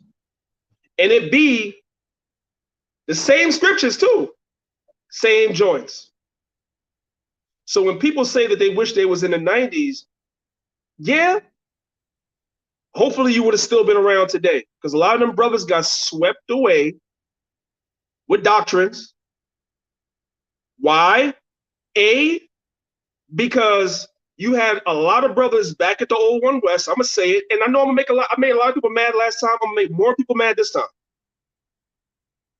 The reason why a lot of brothers got swept away with them doctrines at the old school is A, because you had too many brothers that had rank that thought they was too good to sit their ass in class, and they would be out socializing in the hallway instead of being in class, or they'd be downstairs in front of the building socializing and running their mouth instead of being in class, and they were never truly rooted. Some brothers would take shortcuts with them tests, because you had to take a test to be in order to be raised up. Niggas would take shortcuts with the test and get rank and not know no damn scriptures. And so when doctrine would come in, men would get swept right the hell out the way. It was the brothers that sat in class that's still here. These are facts. And I made people mad last time, but these are facts. So when you say you wish you were back there, if you would have been in class, then you might have been all right. But if you was hanging out, then you wouldn't have been all right. And half them dudes left out with doctrines, and now they're not in nothing. They're not doing nothing. Nothing to raise up God's people. Nothing. Just totally the Most High just totally swept them out the way. That's why the retarded nigga in Brooklyn got mad when I said it, but damn it, it's true. Sorry. It's true. So what you guys are seeing now is a repeat of what happened 93, 94, when Lahab left out of there with the same doctrine. And then there was another purge later on in the 90s, and another one, which is why you have all these camps all over the place. It happens over and over again. And only the brothers that actually study and apply these scriptures remain. And the majority of people get swept away. And it'd be the same scriptures: Colossians 2, Galatians 2, 3, 4, and 5, Romans 7, Romans 3. It'd be the same scriptures that brothers do not have understanding of, that they trip up over, and had they been in class, they would have understood it. What else you want me to tell you? I'm seeing brothers running around with this whole, listen, I'm just going to tell you, Colossians 2:16, where it says, don't judge a man in meat, drink, or in respect of a holy day or a new moon. And brothers are saying, oh, that means we ain't got to keep the holy days. That's not what that's talking about. The precept for that is Ezekiel 23 and 37. I keep telling y'all. It's talking about the meat offerings and the drink offerings. Those offerings were a shadow, because Christ gave a better offering and a better sacrifice with better promises and a better covenant. That's what it's talking about. It's not telling you not to keep holy days. That's insane. That's insane. Right, stumbling blocks. That's what those scriptures are. That's what Peter said. The things that Paul wrote are hard to be understood. That they which are unlearned and unstable rest as they do the rest of the scriptures. Because let me tell you something, once somebody starts teaching not to keep the law, I guarantee you other doctrines are next. You're going to hear other stuff, and you're going to be like, God damn, now you believe that too now? Like, what? And then this is wrong, and that's wrong, and that's wrong, and that's wrong, and everything is wrong. And matter of fact, we're not Israelites no more. The Bible is not real no more. It never fails. It never fails.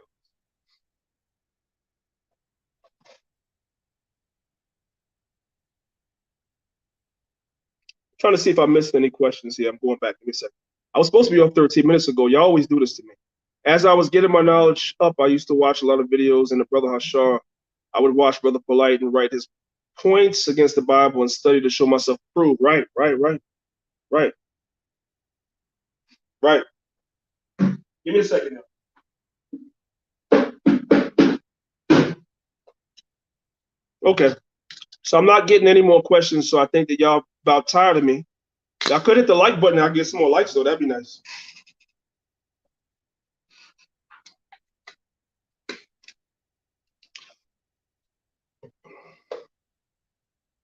No.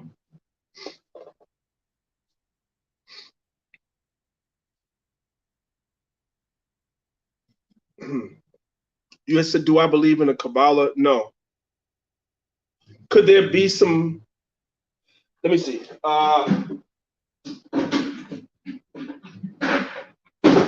Could there be some true things in the Kabbalah? Possibly. A lot of these books that they try to affiliate with the Bible, like the Book of Mormon. The Book of Mormon has some things that could be true, right? They sound true. They sound good. You can link them with scripture, but it's not scripture. The Pseudepigrapha has some stuff in there. The Kabbalah might have some stuff in there.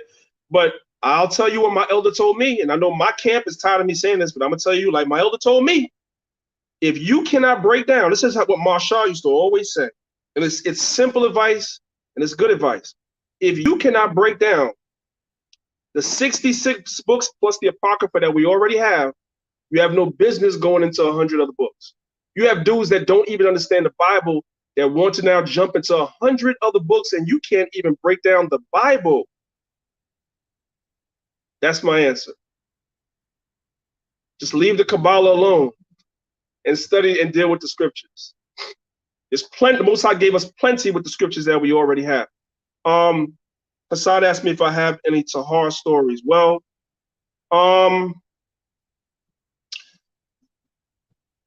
not a lot of Tahar stories, but I have. There was one time. Tahar probably won't even remember this, but I used to set up. So the old school, the old school had. There's two things the old school had that I don't think a lot of camps have today, which really is a shame because we're 30 years advanced, so it's kind of sad. The old school had places for brothers to live.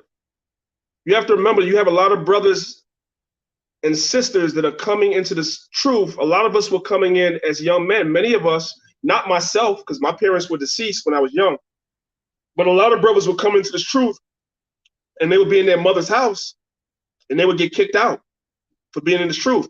A lot of us came into this truth as young men. We're talking about 16, 17, 18, 19. Now, I told y'all I came in at 19. There's brothers in AOC that when I came in, they were 13 and 14 years old. That's in AOC right now. They were young. We were young men. And brothers would get kicked out and all that stuff. And the school had places for us to live. And if you didn't have a job, the school had jobs for brothers too. The school had a whole security contract on 126th Street. I don't know. See, I'll give y'all stories to let y'all know, because the people that talk shit, they wasn't back there. They wouldn't know none of this. The school had security contracts, right? So there was security jobs for brothers. The school had the oil department and incense department, which is what a lot of brothers worked, right? We would work on the oils and incense, and the school had the sewing department and this department and that department. So there were jobs, the cooking department. So there were jobs for brothers to make a couple of dollars if you couldn't get a regular job. Anyway, now I forgot what the question was. I'm gonna have to go back. Oh, okay, now I remember. So I was talking about Elder Tahar story. So I was working on the oil tables, and what I used to do is I used to set up in two spots. I used to set up in the Bronx on 149th and 3rd Avenue. That's where our camp is. And I also used to set up on Fordham Road in the Bronx. And on Wednesdays, back then on Wednesdays, there was a camp. See, y'all idea of camps in Israel is different than it was. I'm just telling y'all what it was at One West. Whether you hate One West, you love One West, at least you should know the history if you're going to talk about it. What y'all call camps today, it was different back then. One West. So the ISUPK was the school, and within the school you had different camps. So you had the Sons of Thunder camp, which was a part of One West. Their camp would go out to Brooklyn, right? You had Mount Zion. That was another camp in One West. 100 brothers in there, 100 brothers in SOT. Mount Zion would go out to Manhattan. You had Sons of Yahweh. That was the camp with all the elders in it. They were the camp that went to Times Square. Okay. You had Spirits of Fire.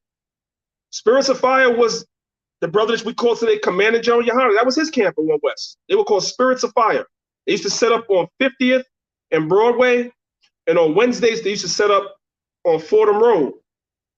And my all table, I used to bring my all table out there on Fordham Road in the Bronx and set up in front of the camp. Why did I used to do that on Wednesdays? Because I wanted to speak. So what would happen is, even though I wasn't in that camp, I was in another camp, but I wanted to speak.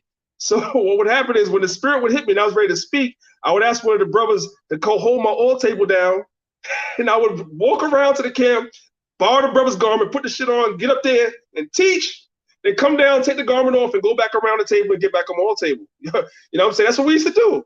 It was glorious. It was beautiful. So one day back then, I had some Mormons around my table, like two, them white boys, the Mormons. They came by the table and they was talking their nonsense. So I was debating with them, and out of the blue, I guess he was just in the Bronx moving around, whatever. Tahar came up. And man, he just took over the conversation and started ripping them Edomites apart, to the point where them dudes ran off and ran down the block. I'll never forget that, man. When I say he came and went in, he went in like how y'all know he goes in. You know what I'm saying? That's all I'm gonna say. It was actually funny to watch and everything, because they ran down the block with the quickness. He probably wouldn't even remember that, but I remember it. That was probably my biggest memory of him, because his camp was in Great Millstone. They were out of Connecticut. So I didn't have a lot of interactions with him like that back at the old school. We had more interactions, not even at the House of David as much. We had more interactions after the House of David. That's when we had the most interaction. But we did have some. I had a couple with him at One West, which he probably wouldn't remember, because there was 1,000 brothers in there, and I was a young man at the time. So he probably didn't catch on that was Daniela in 92, 93. He didn't catch on to it till much later. That was me. You know what I'm saying? So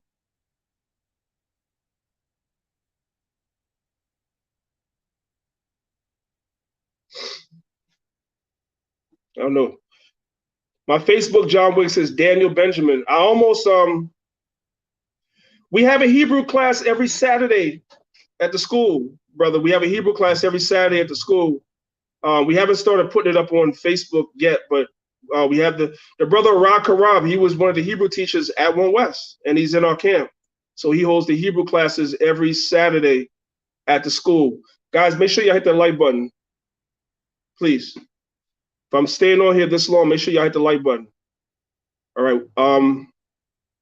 So a lot of y'all wasn't on at the beginning of the live stream. So before I take, True Spit, I'm eventually going to start putting those classes online, and even our classes in general. I haven't been putting a lot of our classes on YouTube. I haven't. Again, for busyness. Like I said, I work 2 jobs, so unfortunately, I just don't be having time. And I don't have nothing to prove to nobody. I know what we do. I know, you know what I'm saying? I got to prove nothing to nobody, but y'all do deserve it because y'all be asking. So that's my fault. But I want to just segue for 1 second, if I could. All right. I mentioned this before, but I want to mention it again. Give me 1 second.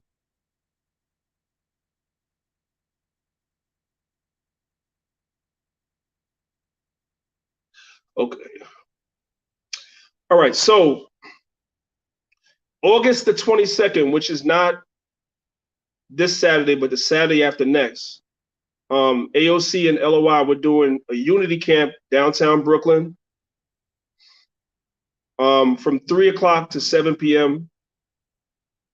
And then after the unity camp on Saturday, we're going to have fellowship and food at a location in Brooklyn as well.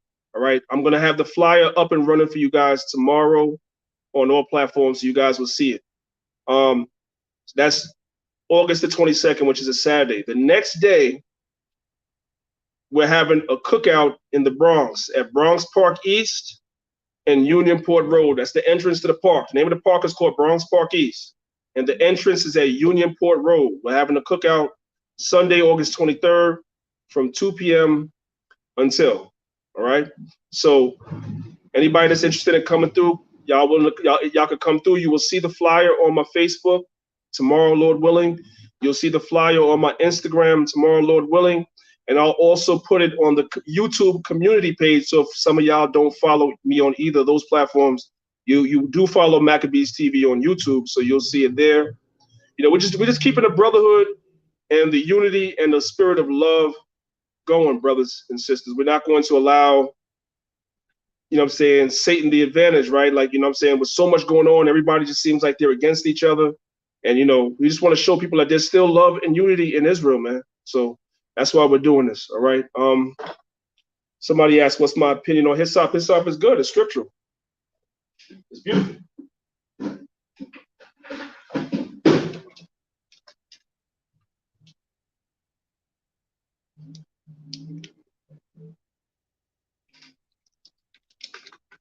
I'm trying to see if anybody else has anything before I go.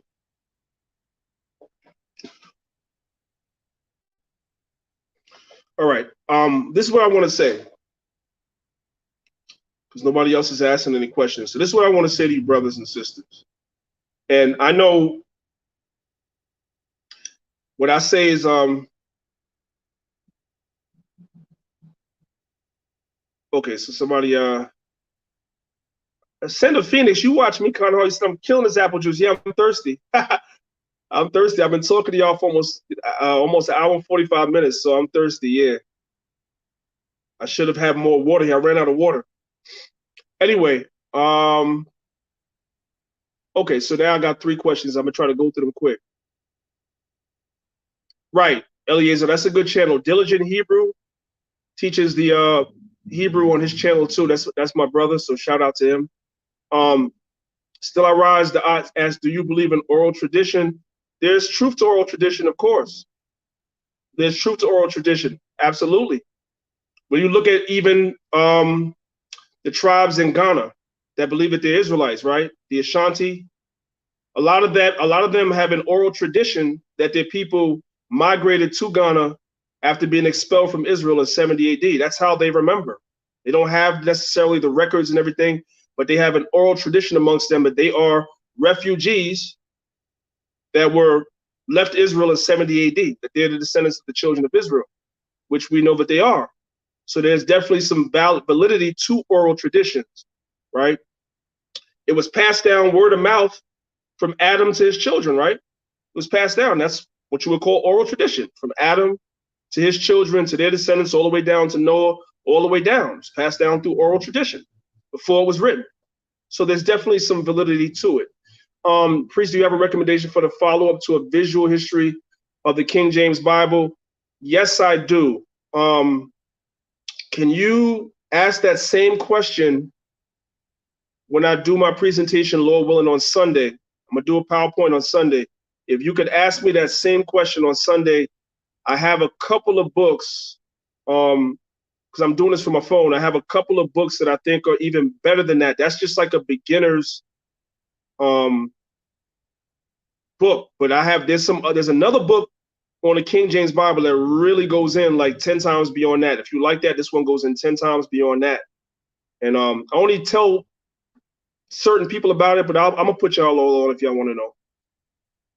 All right. So remind me that question. If you don't remind me, I ain't gonna remember. So remind me when my attention is not when I'm doing my PowerPoint, because I can't see the question. But like if you see me like just looking at the screen talking to y'all, you might want to throw it in the chat a couple of times and I'll catch it and I'll pull that book out and show it to you. Because I don't want to give you guys the wrong name, but there's a very, very good book that you guys can get. But I will tell you, it's an exhaustive read. So if you're not interested in reading, the visual history of the King James Bible was an easy read. That's why I recommended it. But if you have time for an exhaustive read, then I got a book for you.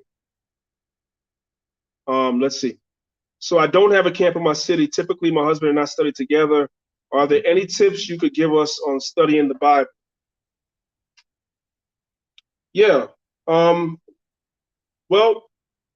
the best thing I could honestly tell you is you guys definitely sit down and read the Bible, but also identify some teachers on YouTube that you can watch that have sound doctrine, so that you guys can also be edified on scriptures that you may to understand, because the Bible says, how can you hear except you have a teacher? So there's certain things in the Bible that you can pick up and grasp on your own, but there's certain things that you can't.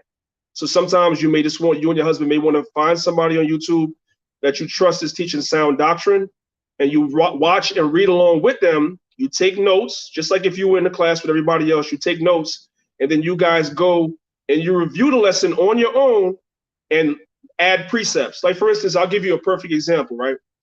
When we do our lessons, when we do our Sabbath lessons at the school, we review, meaning that I might come back a week or two later before I go into the next lesson, right? I'll come back a week or two later, and before I start my class with the next lesson, I'll ask brothers, we're going to do a quick review of a lesson we went over 2 weeks ago. And I always tell brothers, I want you to come back, and I don't want you to regurgitate to me what I said. What I want you to do is I want you to break it down, and I want you to add your own precepts that bring us to the same conclusion. But maybe instead of going to that precept, you might have another precept that'll bring us to the same understanding. And that way I know you understand it. You don't understand it because you're regurgitating what I said, but you actually understand it. So what I'm saying to you is, you watch YouTube videos of people teaching the Bible, and then you and your husband sit down after you watch the show, you review the lesson, and you try to also find your own precepts that pretty much say the same thing. And that way you guys will really understand and grasp that particular subject and lesson for yourself. Okay? That's what I suggest. Because we're not looking to be parrots as Israelites. We're not looking to be parrots, right? I need for you, brothers and sisters, to understand this for yourself, because if you don't understand it for yourself, then you cannot teach it to nobody else. So you have to understand it and own it for yourself first.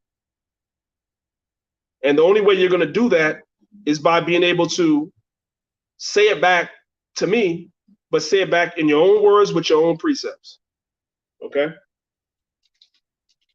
What else?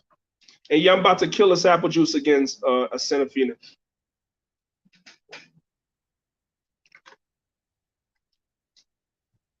Oh,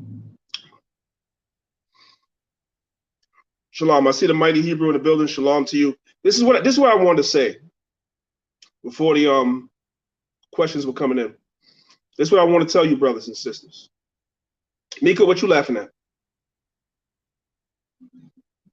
I want everybody to hear me. AOC is our brother camp. My camp is Lions of Israel. AOC is our brother camp. We family. Yatazak, shalom to you. Listen, this is what I want to tell you, brothers and sisters. And I know, like I was about to say before, I know sometimes when I tell you things go in one ear and out the other. Look, when you go on YouTube to watch Israelite videos, I understand that the desire is to watch stuff that's entertaining. Let's just keep it real. We as Black people, we like to be entertained, right? So when you're watching videos, you're looking for something entertaining. So you have a tendency to look for the street teachings. You have a tendency to look for the videos where brothers is on the street, there might be a conflict or disagreement over scripture and everything. That'll hold your interest. So you tend to go for those videos. No problem. I love it. I love it. But this is what I'm going to tell you. Nobody falls out the truth when it comes to understanding prophecy, when it comes to understanding breakdowns of history in the Bible, when it comes to understanding holy days. Nobody falls out the truth behind none of that stuff. People fall out the truth because they don't understand the writings, especially of the Apostle Paul. What I'm going to tell you, brothers and sisters, is you need sometimes to not watch the stuff that is entertaining you, but you need to seek the videos on YouTube that are lessons in areas that you are weak in the knowledge. Turn off the street teaching with brothers going back and forth and cursing out Edomites and all that. You can watch that too. But you got to recognize your weaknesses in the scriptures. And wherever they are, you need to be sitting down and feeding your mind with those topics and learning those topics. So when things like what is happening now happen, you don't get swept away in the madness. I can go on YouTube and find videos with 10, 15, 20,000 views of something that went on at camp. It was crazy out there. Everybody's watching. But then I see somebody going over something that's essential information. How to understand the epistles, how to reconcile the epistles of Paul with the writings of Moses, with what Christ taught. And those videos will have meager views because it's not entertaining. And then what winds up happening when the doctrine comes in, you get swept away. I've seen it over and over again. So I'm telling you, brothers and sisters, this like a big brother. You got to know your weaknesses in the scriptures and go over it and identify videos on YouTube that are going into those things and watch those too and educate yourself so you don't get swept away when things go on. I can't stress that enough. I can't. It's always the same stuff that brothers and sisters fall out over. And it's always because that's the portion of the knowledge you wasn't studying. Because you really wanted to be entertained. You know what I'm saying? So that's my admonition to you, brothers and sisters. I listen, I am relentless over the last couple of years. Just ask anybody in my camp. I relentlessly go over the epistles, especially the last 2 or 3 years, because I knew this was coming. It always comes. It happens every couple of years. It always comes. It always comes. So I wanted to make sure that everybody in my camp was clear on what Galatians 2, 3, 4, and 5 are talking about. And they understood it. And so we've been going over it and over it and over it and over it and over it again. So when all this stuff started happening that y'all seeing, everybody was chilling like, man, man, now we understand why you kept going over it with us. Yes, that's why. That's why. Melanated King, shalom to you.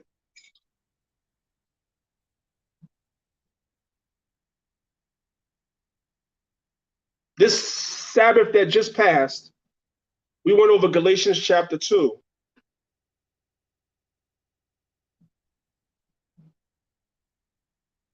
We went over Galatians chapter 2 this past Sabbath that passed at the school.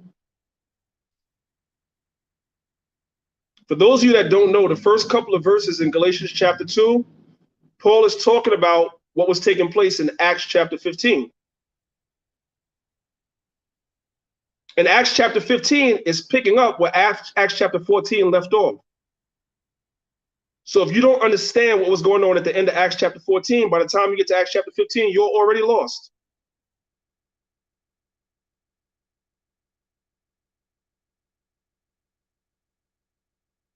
And they were having that council because of what was going on in the church at Galatia, amongst others. That's why they had to have that council.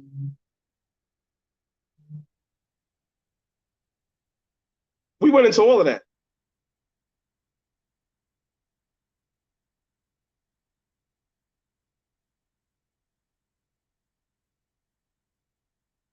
We went over Galatians, the 5th chapter, because that's a stumbling block for a lot of people. A lot of people.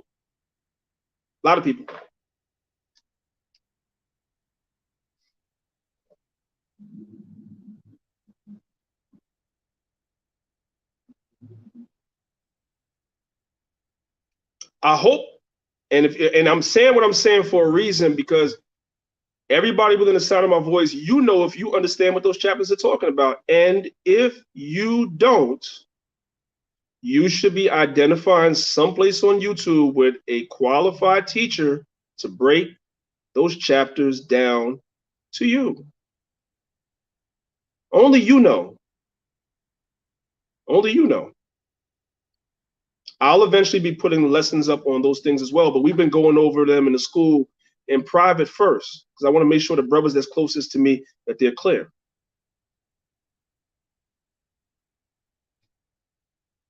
That's why I told y'all I have a whole PowerPoint on that whole thing.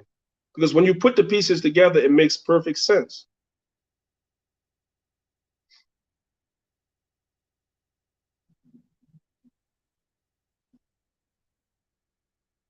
I said this before last time, and I'm going to end here. Sometimes when I say things, people are like, how does that relate to what you're talking about? But everything relates if you listen. Chapters and verses were only added to the Bible for the convenience of the reader to be able to find and identify passages in the Bible that you're looking for. But sometimes passages in the Bible, as far as chapters and verses, interfere with understanding. I'm going to say that again. Chapters and verses were added to the Bible for the convenience of the reader, for you to be able to find passages that you're looking for. But if you are not careful, chapter and verse separation will cause you to lose understanding of what you're reading. Hopefully that makes sense. Hopefully that makes sense, right? Now I want y'all to go study. When you read Galatians chapter 5, verse 1, it says, stand fast in the liberty where Christ has made us free, and be not entangled with the yoke of bondage. Now that scripture is confusing the Christians because that's what they use to say you don't got to keep the law. But if you just understood that Galatians 5 is picking up where Galatians chapter 4 left off. And when you read Galatians chapter 4 from verse 21 on down, it explains to you, I'm just going to give it to you in a nutshell, it explains to you the freedom represents the renewed covenant, and the bondage represents the old covenant. So when you see free and the yoke of bondage, freedom is the new covenant and the yoke of bondage is the old. And Hagar and Sarah were used as an allegory to represent the two covenants when you read Galatians 4, verse 21 on down. So when you get to 5 and 1, when it speaks about the freedom and the yoke of bondage, the freedom is the new covenant and the bondage is the old. None of that is telling you that you ain't got to keep the law.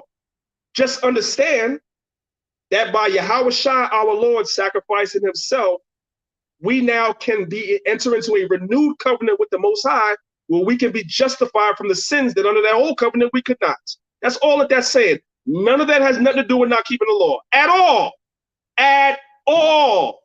But if you don't have somebody that understands these things and can teach you, you can get slipped up. If you sit around watching camp videos all day with people arguing on the street and you don't shore up your understanding of the epistles, you might be the next one to get swept out.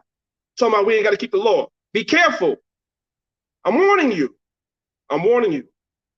All right? All right. I've been running my mouth for 2 hours now. And I know y'all tired of me. I know y'all tired of me. So I'm about to get out of here. But first, Ascend of Phoenix, I got to chug some more apple juice.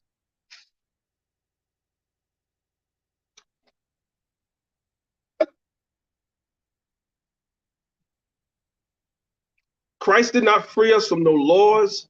Christ didn't free us from no holy days. Christ freed us from that bondage to that old covenant under which there was no mercy. When you read St. John chapter 1, verse 17, it said Moses gave us the law, but grace and truth came through Yahushua, because under the old covenant, for all the sins that we as Israelites committed, there should have been no mercy on any of us. That's why the Most High had to make a renewed covenant with Israel. He had to renew the covenant. That's the freedom.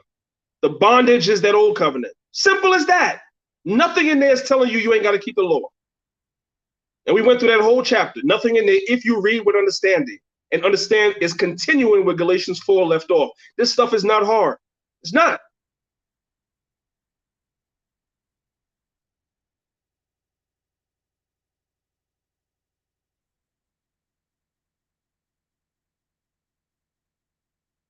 What, y'all laughing because I was drinking apple juice?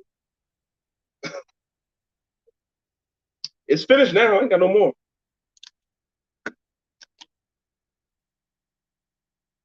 Okay, now I'm just killing time. I got It says I've been doing this for 1 hour and 55 minutes. So I'll hang out for another 5 minutes and I'm out of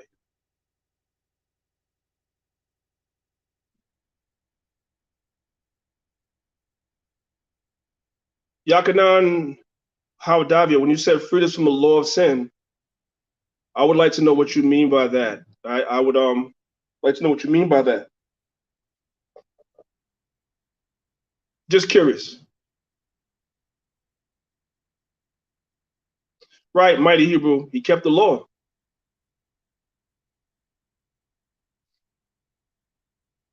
You said, what's my favorite epistle?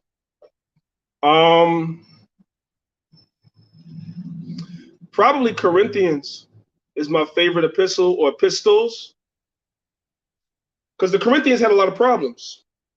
They had a lot of problems, and so we learn and glean a lot of things from reading the book of Corinthians that we can apply to ourselves today, because many of us, I say us, not y'all, many of us have some of the same problems too, right? The Corinthians had all types of stuff in there. There was arguments over whether men should be vegetarians or meat eaters, whether men should eat certain meats that were sacrificed on certain pagan holy days. Like we have these arguments about Thanksgiving or Christmas, should you eat the meat? There were problems with fornication, a son sleeping with his father's wife. There were problems in the marriages in the Church of Corinth, husband and wives not getting along, when you were allowed to put your wife away, when you were not. They had all the problems in the world there, you know? But these are some of the same problems that we have today. So I appreciate that epistle, because we can learn a lot of things. Khan, all praises, Yakanan. I just wanted to know, all praises. I just wanted to be clear. I figured that that's what you were talking about, but I just wanted to be clear. All right. So family, y'all look like y'all got what y'all needed today. So I appreciate y'all watching. Make sure you hit the like button if you didn't. For more information, you guys know our website is thelionsofisrael.com. Our phone number is 877-53-LIONS, 877-53-LIONS. You guys know you can pass by the camp. If you're in the New York area, come see us, call us up. If you're in the New York area, you know, if you come in the spirit of brotherhood or sisterhood, you can come to the school, fellowship with us, come learn, you know, and it's all good, man. You said restock. Yo, man, let me show you something. Ascend of Phoenix, let me show you something. Let me show you something. I gotta turn the light on. Watch this. I got plenty. What it is I ran out of water. But because I work 2 jobs, I got to walk with a cooler and have something all the time. I got plenty of stuff in there, but I ran out of water. That's my fault. Stay hydrated. All right.